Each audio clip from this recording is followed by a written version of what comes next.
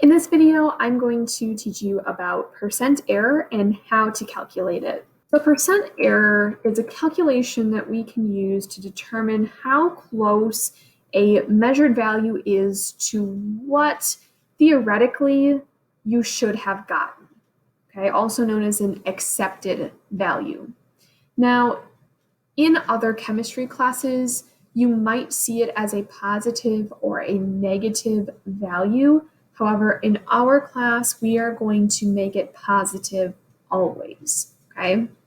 So the closer to zero that you get your percent error, that means the closer your measured value was to what it should have been.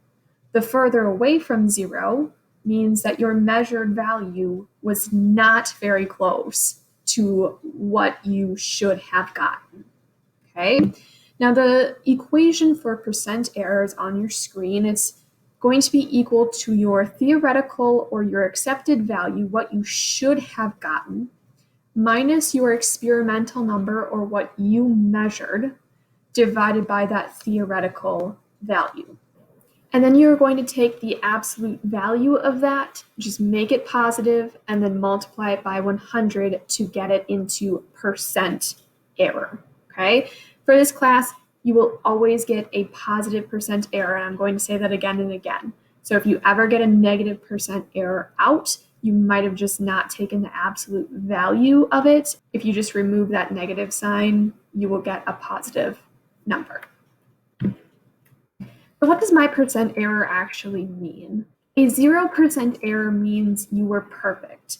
0% error means your measured value is exactly what theory says you should have gotten out. So the closer to zero you are, the better of a measurement you made. The farther away from zero you get, if you're getting over 100% error, that means that you basically need to just do it again because it is so off. So for example, let's say through experimentation that I got 12.5 grams of product. I was supposed to get, theory told me the accepted value was 13 grams of product. I will either provide you with the theoretical number or the accepted value, or you can do calculations to determine what that number is, okay? But let's say that I was told that I was supposed to get 13 even grams of product. What is my percent error?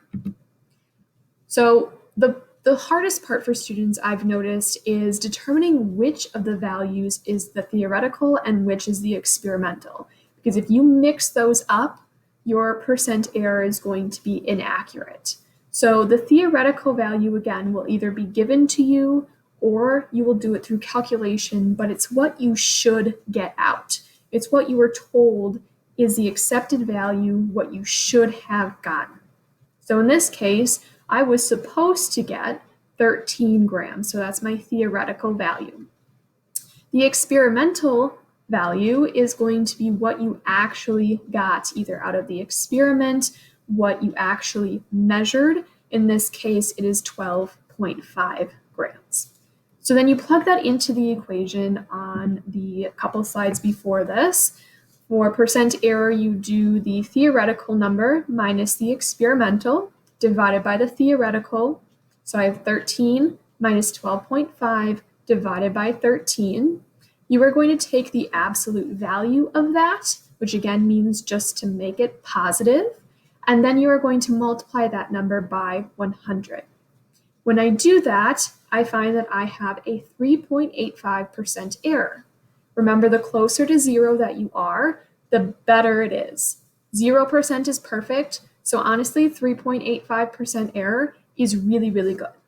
Okay, for labs in person, underneath a 10% error is what you need to aim for. Anything over a 10% error will get you points deducted in a lab because that's just way too much error. That means that maybe you weren't as accurate in your measurements or in the following the procedure as you need it to be, okay? And that's percent error.